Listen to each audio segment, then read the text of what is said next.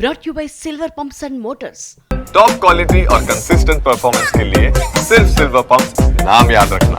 Bank డబ్బును చట్టవిరుద్ధంగా ఉపయోగించుకొని కోట్లు సంపాదించాడు లక్కీ భాస్కర్ సినిమాలో హీరో. ఆ సినిమా సూపర్ హిట్.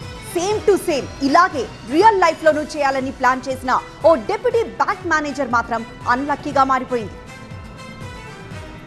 మీ బ్యాంక్ ఖాతా వివరాలు ఎవరికీ చెప్పొద్దు. సైబర్ మోసగాళ్ల ఉచ్చులో అస్సలు పడొద్దు. ఈ మధ్య మనమంతా తరచూ వింటున్న హెచ్చరికలు ఇవే.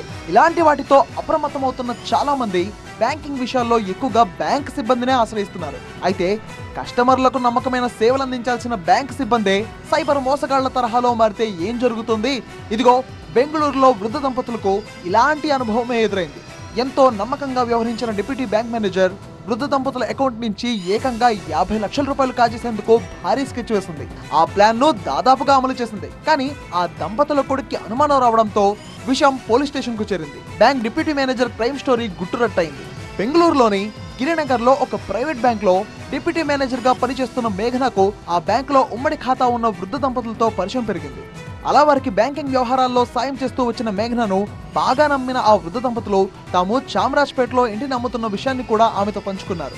అలా ఇల్లు అమ్మగా వచ్చిన డబ్బుతో కలిపి వారి ఖాతాలో మొత్తం ₹1 కోటి జమ అయ్యాయి. అప్పటి వరకు బాగానే ఉన్న మేఘన ఆ వృద్ధ దంపతుల బ్యాంక్ అకౌంట్ లోని సొమ్మును కొట్టేయాలని ప్లాన్ చేస్తుంది. వృద్ధ మహిళకు FD ఖాతా తెరవడం గురించి అబద్ధం చెప్పి RTGS పత్రంపై సంతకం చేయించుకుంది.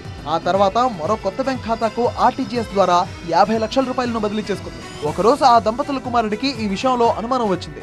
వారు చెప్పినంత డబ్బు బ్యాంక్ ఖాతాలో లేదని అతడు గుర్తించాడు. ఫిబ్రవరి 13వ తేదీన కొంత డబ్బును వేరే ఖాతాకు బదిలీ అయినట్టు గుర్తించాడు. దీంతో వారంతా కలిసి గిరినగర్ పోలీస్ స్టేషన్ లో ఫిర్యాదు చేశారు. కేసు విచారణ చేపట్టిన పోలీసులు నిందితులను పట్టుకొని అసలు విషయం కనిపెట్టారు.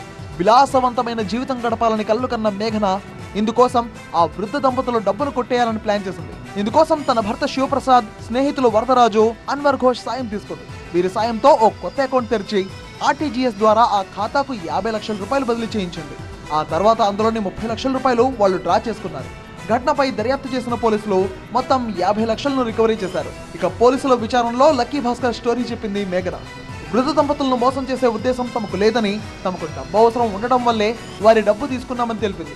ఆ డబ్బుతో లాభం సంపాదించి మళ్ళీ వారికే ఇవ్వాలనే ఆలోచన తమకు ఉందని కథ వినిపించింది. కానీ చివరకు పోలీసులకు చిక్కిన ఆమె స్టోరీ అన్లక్కీగానే మిగిలిపోయింది.